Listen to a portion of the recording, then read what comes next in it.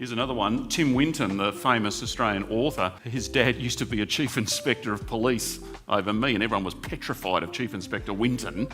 So, but you know Tim, and you had a chat with him. I mean, this is the author of Cloud Street and a range of other books and so on. Yeah, no, Tim's an old friend.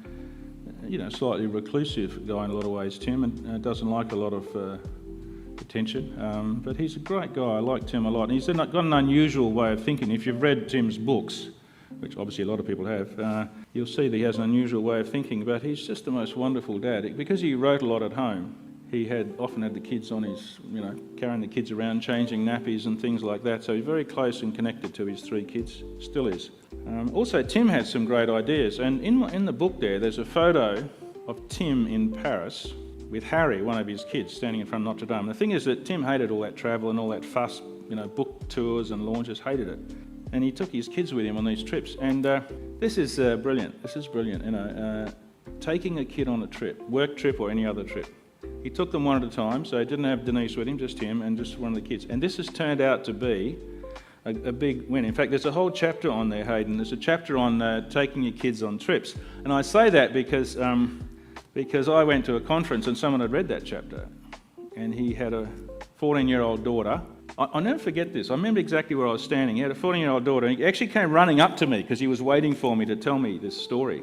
He said, "I read that chapter in your book about work trips, the Tim WInton trick."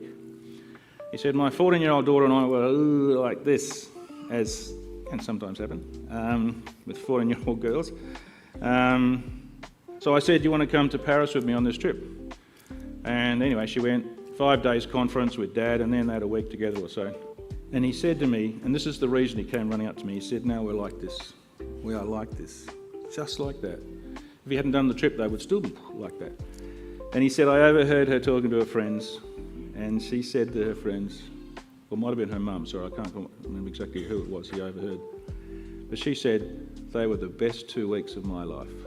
And then he stood there and he paused, and he sort of tilted his head, and you know what, Bruce, he said, 'They were the best 2 weeks of my life as well.' It is such a brilliant tip to take your kids, and here's the key point, Hayden. One-on-one.